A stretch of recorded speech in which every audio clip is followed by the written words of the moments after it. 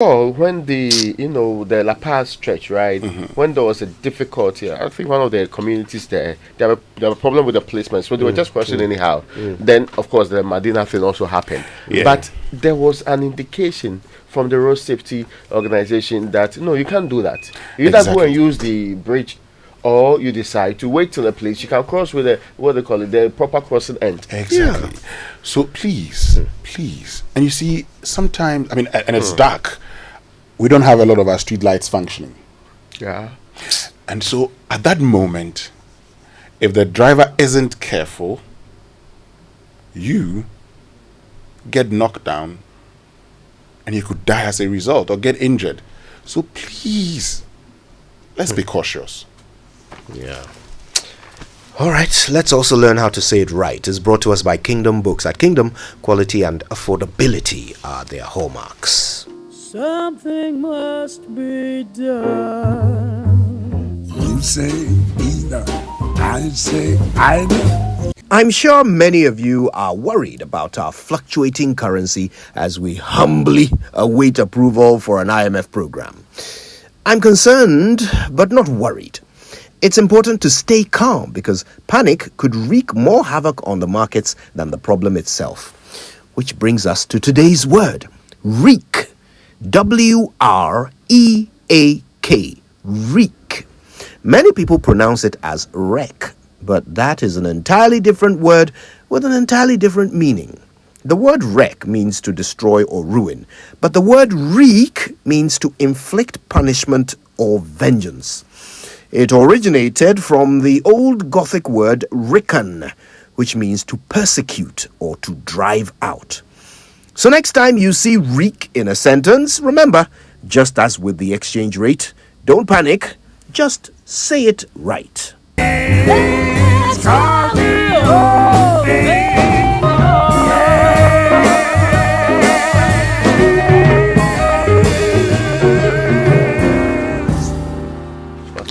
There we go. All right, let's delve into the newspapers. Thanks to Enterprise Life Insurance, Udiewu Motor Promotion. Enterprise, your advantage. Now, so people stayed at home during Easter. The biggest story I am taking from the back page of the Ghanaian Times is that Ghana National Fire Service records 61 fires during Easter festivities. 61. A weekend from Friday, Saturday, Sunday, and Monday. 61 across the Republic. I mean, this is slightly low, higher than the 58 that happened last year. So if you spread it, you will just be asking yourself, how come? But well, there was an indication by Dr. Ismail Norman that as for fire, we always have difficulties with them. And one of the reasons because instead of buying the local cables, not defective cables, we decide to sometimes buy the imported substandard ones that the what they call it Standards Authority flagged long time ago. In fact, the other I heard them say 80% of your imported ones are fake. Are fake ones. And you see, this is a funny thing. The cables, the cost of cables is less than 10% of your total building. Yeah. But could actually bring the whole building down. Can you believe that? So why don't you just buy quality cables? And we're privileged to have them made right here in Ghana. Quality cables right here in Ghana. Yeah. Look out for them and purchase them. Why? Well, now refusal to file annual returns and financial statements. Now the registrar of companies, right, blacklist 2,812 churches and others. They are going to remove their names from the register of companies. Now, I wanted to mention the list, but I've been looking for that list and it's not here. I'm sure 2,812 will occupy the entire page. Yeah, but why is it so difficult for them to file these returns? I mean, that's because not for profit, so you know how to file your returns. File them. It's quite. Well, you're saying it's very easy. Oh no, they know how to do it. It's not for profit. So they know how to. Yeah, they know how to do it. Yeah, the accountants in the various churches. The expectation is that you will have to abide by the laws of this country. Don't be blacklisted. When you do things wrong, you embarrass the entire Christianity. Do you get what I'm trying to say? Especially when they're not putting the list there, so that they can isolate some of the Catholic churches I know will never do this. But on a serious note, that's why there's a difficulty. One, because a lot of the churches don't have accountants. Oh, really? Oh yes, some of these churches they don't have not all the churches. Some of these churches don't have accountants. I mean, the churches I know, they are very prominent accountants. But you have seen how many of churches? Renown and distinguished How many nature. churches do we have in this country? I love them. Thousands actually. of churches. Yes. Do they all have accountants? No. Maybe they have a spiritual accountant. So what would happen is that at the end of the sermon, at the end of the service, offertory, tithes, everything put together as collection for the day or for the week, and portions of which because I mean, as some pastors have said, the tithes belong to the pastor, so it becomes his personal property. Now, what does he use it for? The church members don't even know. They've never asked him what he used it for. But he accounts to God. To God. Let's continue. Ultimate accountant. Go and account to the register of companies. Go and account. Anyway, so I mean, listen, I think that for a religious institution, you have no excuse, really. Yes. I mean, if others will not obey the law, as for religious institutions, give unto Caesar. Anyway, but ECG Bus 52 customers recovered 750,000 power theft, and this happened in Accra. This is for stealing electricity power, and that's what they've been arrested. Now, the debt which has since been retrieved from them was equivalent to some 550,000 kilowatts of electricity. This is plus taxes and administrative charges consumed through meter bypassing, meter tampering, and direct connections. So this is the ECG Accra West region, covering places like Ablekuma, Chimota, Amasaman, Botiano, Dansuman, Kanesi, Kolebu, and Nsawem. So the revenue protection manager there has been explaining that the first 10 days, it's still ongoing, but they have retrieved 750,000 from the illegalities that Ghanaians are engaging in. Hopefully there's no church in one of these days. Anyway. Okay, so let me get to the business finder for today. Now, inflation drops to 45%. Please, can I mention this one first? Please go ahead. Since I'm talking about who is stealing what and who is refusing to comply with the law, court remands trader accused of swindling police officer of $15,000. That's one of the stories on the front page of the Ghanaian Times. Police officer. Now, inflation drops to 45%, a sign of improving economic situation. Raymond, what are you trying to say? No, that statement has. It's ambiguous. I mean, I get different interpretations of it. Please proceed. Yes. First, no. What's the rank of the police officer? Give me a second. He is a deputy commissioner of police. Okay, so that explains it. No problem. The other point is,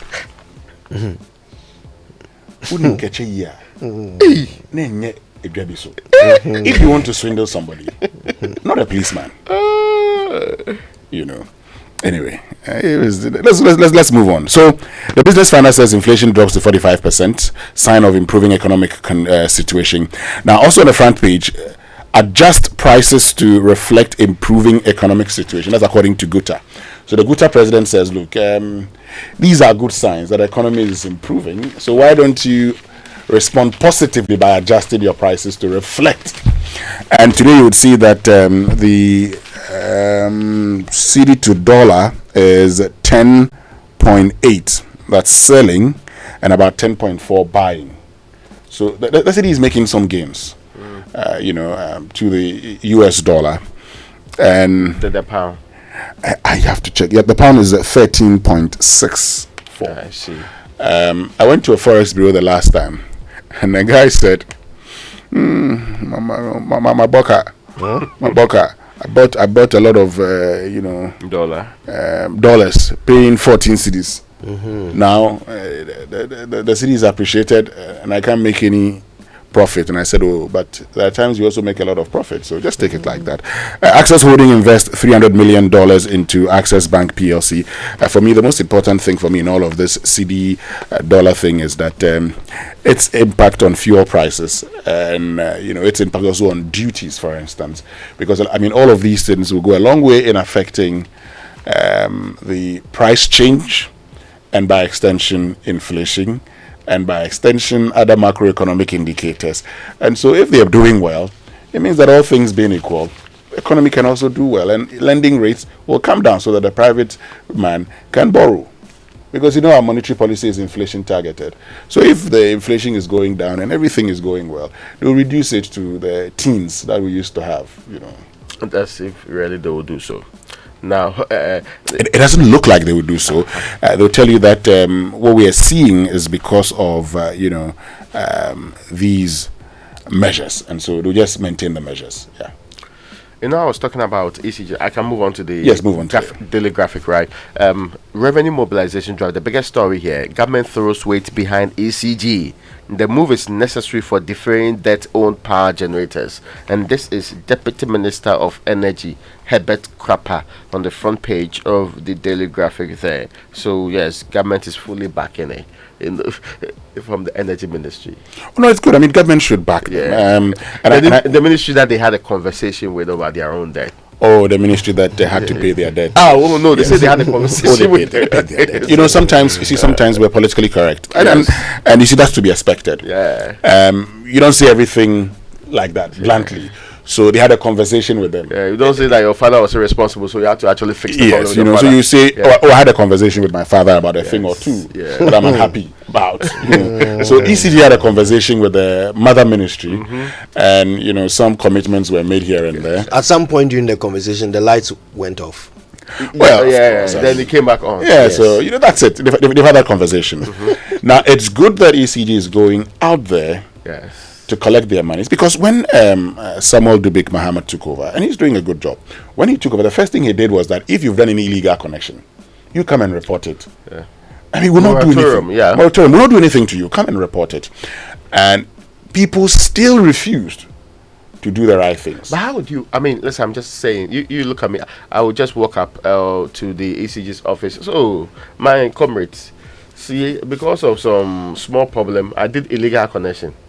And we'll say, oh, sit down, take tea. Let's discuss how we can fix this problem. I think it sounds like you know that it is illegal.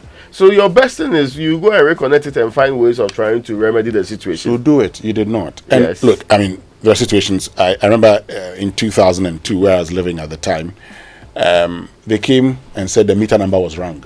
So all the time, I wasn't getting bills. Okay. I followed up and followed up and followed up. I still didn't get my bills. One day in 2004, they came and disconnected it. Then they said the total amount then was present day 500 Ghana cedis. At the time, 5 million cedis. We paid, a reconnection done. But that was through no fault of ours. That was not an illegal connection. Okay. The meter number was wrong. I know people who were disconnected because they had done an illegal connection. They'd be made to pay a penalty before reconnection. So it's the way to go. The Ghana Water Company Limited is also doing same. Yeah. Yes, because we cannot always fold our hands and be complaining. It should not even be a drive, really. No. It should be their daily thing. Every time they should be out there collecting. And people should be paying. Yeah, we need to have all meters, prepaid. Yeah. Except the very key facilities like the health facilities. Yeah, I agree with you. Anyway, there's another story though. We must entrench fiscal discipline. Very connected to what we've been talking about. And this is the chairman of the Finance Committee in the Parliament of the Republic of Ghana, who I understand is also at the IMF spring meetings here, and prioritize non-communicable diseases to achieve SDGs. Now, hold on a minute, but I'm interested in the entrenching fiscal discipline. Yes. Is this the same country where we do fiscal populism? Huh? Yeah, the one that we wake up and go and be announcing policies, then we do slogans with whatever we want to do. So, for example, we can announce like 50 projects. Different projects. Don't have money. Sometimes the determination is even down on the grounds. When the president goes to visit some chief in an area, the chief says, oh, here we have water. But I see community building is it's looking very, very old. We need a new one. President says, oh yes, I'm committing to building you a new one. Unplanned, unbudgeted for. And imagine if these projects are replicated across the country. But that's even on the low side. When we say we are going to do one district, not one factory. There's one bit that's very preposterous. One village, one dam. One village, one dam. Can you believe that? 1 million per constituency. And you do not properly plan how you're going to get money for all of these. You go borrow and use for some of these projects, can't continue with the projects, then it becomes something which is there. Is it the same country that talks about constructing 111 health facilities under Agenda 111? That we are told is there are different stages of completion. Yes, that today there are health facilities that lack requisite equipment. Yeah. So look, I like these calls, but I like it more. I mean, I would like it more if we came back and said and reported on our achievement instead of consistently talking about the things we're going to do. I mean, it's one thing we're very good at in this part of our world. It's like the man who weeds with his mouth. Consistently, he tells you all the plans he has. Go and you meet him standing at the same place. That's the story of Ghana. Yeah, maybe before we go, this story about non-communicable disease. So here we are talking about hypertension, we are talking about diabetes, we are talking about those ones that you rarely are having Ghanaians suffering from and are killing many Ghanaians in different walks of life, which we do not know whether we are using lifestyle approaches, because our policies are quite clear on how we should be dealing with them, but there is no comprehensive ability to work out a very healthy society. Do you get my point? A society that encourages more walking, a society that encourages more resting, less stress, and I mean all the things that a society that deliberately pushes people not to consume things that would worsen their lives, a society that does not prioritize junk food. I hope you're getting my point. So all this put together would reduce our disease burden, the cost we use in treating some of these, and the number of people we have in this country who are dying from them. So what you're saying is we don't practice preventive medicine. That's And it's true. I mean, if you think of the economic value of preventive medicine, it's incalculable. So many people are succumbing to diseases that they could have prevented. Yeah. So many people. And if you think of the financial burden that could have been avoided if only we had promoted certain basic things. You go to the UK and every day, in fact every few hours, there's an advert on TV reminding you to eat 5 portions of fruit and vegetable a day. It's become a thing. It's an expression. Everybody talks about it. This is one of my 5 a day. Everybody's trying to count to make sure that by the end of the day they've eaten, the right amount of vegetables and fruit. And these things will simply prolong your life. Like there's no downside. It's cheaper here. Exactly. There's no downside to it. But nobody is spending money on that. We'll spend money on all kinds of ridiculous things to promote all kinds of ridiculous ideas. But the one that will prolong our life, we are not interested. It's a pity. As somebody who is, living with these lifestyle diseases, non-communicable diseases, at least 2 of them, I sincerely hope that we can build a society that prevents these things so that our children will grow up safer than we did. All right, the online review now, brought to us by Zenith Bank in your best interest, and Goyle Good Energy.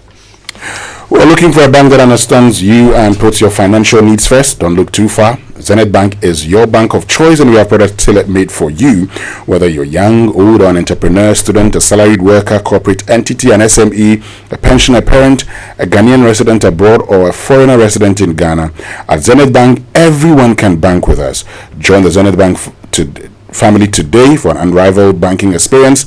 Talk to us on 0302-680884 or 0307086370, or email us at info@zenithbank.com.gh. Zenith Bank, in your best interest. Okay, Ghana's debt to GDP to reach 98.7% by end of 2023. That's the IMF making that projection. Do or die comment didn't mean we'll butcher people. Mahama clarifies. So I guess there's a clarification tour going on. People are now coming back to clarify their statements. I haven't heard the NPP doing that though. I haven't heard Brian Achampong clarifying his statement. I haven't heard the party clarifying his statement either. We did here. Okay, citynewsroom.com has these. Ghana's inclusion on UK's recruitment red list changes nothing, according to the Ghana Medical Association. And CNN has this one: fear and confusion in Japan's Hokkaido as North Korean missile triggers evacuation order. What is going on? People are playing with each other. You think these things are toys? Okay, all right. Where are we here? Time now for the BBC News, brought to us by Fidelity Bank.